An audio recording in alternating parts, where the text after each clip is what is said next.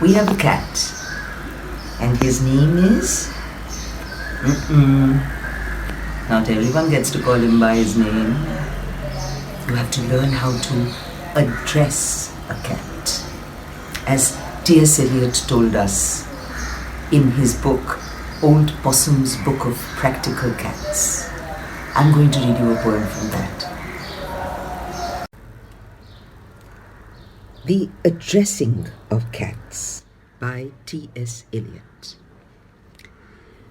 You've read of several kinds of cat, and my opinion now is that you should need no interpreter to understand their character.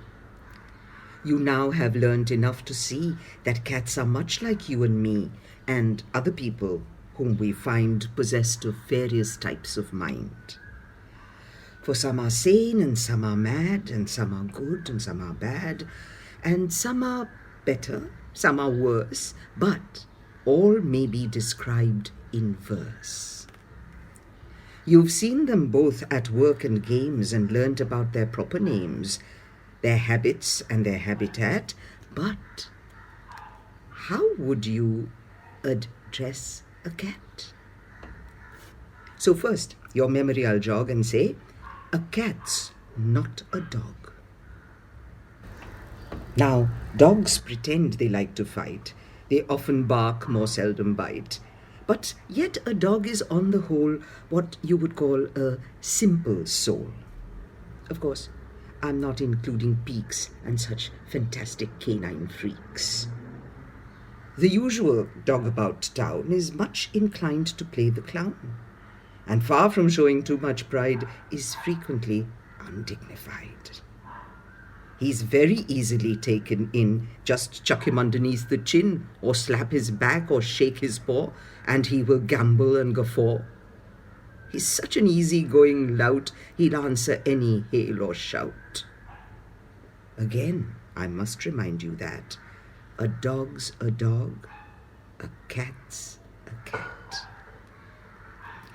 With cats, some say, one rule is true. Don't speak till you are spoken to. Myself, I do not hold with that. I say you should address a cat.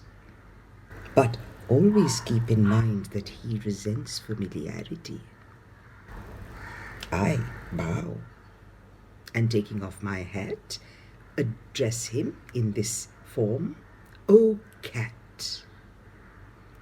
But if he is the cat next door, whom I have often met before, he comes to see me in my flat, I greet him with an "Oopsa, cat."